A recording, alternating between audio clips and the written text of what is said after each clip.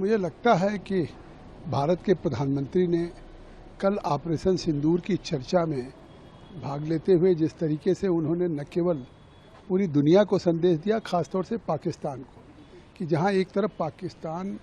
को अब इस बात के लिए भविष्य में कि अगर अभी भी आतंकवाद की नर्सरी को बंद नहीं किया तो जिस तरह से इस बार उन आतंकवादियों को जो पहलगाम के 22 अप्रैल के गुनहगार थे उनको मिट्टी में मिलाने का काम किया, बल्कि उनके आकाओं को भी पाकिस्तान में 100 किलोमीटर अंदर जा कर के भी, चाहे पाकिस्तान ऑक्युपाइड कश्मीर मुरीद के हो या चाहे बहावलपुर हो चाहे सियालकोट हो, उनको नस्ताबूद किया है। और यह भी स्पष्ट कर दिया है कि हमारा ऑपरेशन सिंदूर या हम इस आतंकवाद के खिलाफ मतलब कोई टॉलरेंस नहीं होगा। दूसरी तरफ सारे सवालों का जवाब हो गया। उन्होंने साफ कह दिया कि दुनिया के किसी ने भी हमारे लिए सीज फायर के लिए फ़ोन नहीं किया। अब इसके बाद भी उन्होंने साफ कहा कि अगर उपराष्ट्रपति का जेडी वेंस का फ़ोन आया अमेरिका का, तो मैंने कह दिया, उन्होंने कहा कि बहुत बड़ा हमला होने वाला, तो उन्होंने कहा उसका हश्र बुरा होगा। और देखा आपने कि जो हमने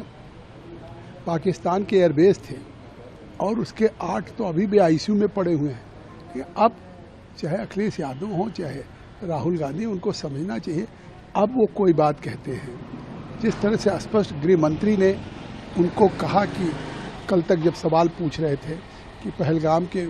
आतंकवादी गए कहाँ, तो चाहे मूसा हो या उसके साथ जिब्रान हो या तीनों मारे गए, उनके फुल प्रूफ के साथ आए थे गृह मंत्री जी।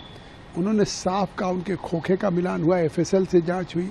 और 4 साइंटिस्टों ने जांच करके बताया, और जहाँ रुके थे 21 तारीख को उनके लोगों ने पहचान किया, चाहे वो प्रवेज हो चाहे, तो उस पुख्ता सबूत के बाद भी अगर सवाल उठा रहे हैं तो ये कांग्रेस हो या अखिलेश हो या विपक्ष हो,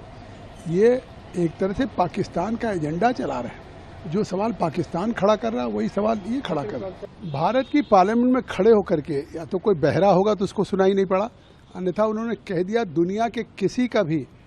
न फ़ोन आया और न किसी के कहने पे हमने सीज फायर किया।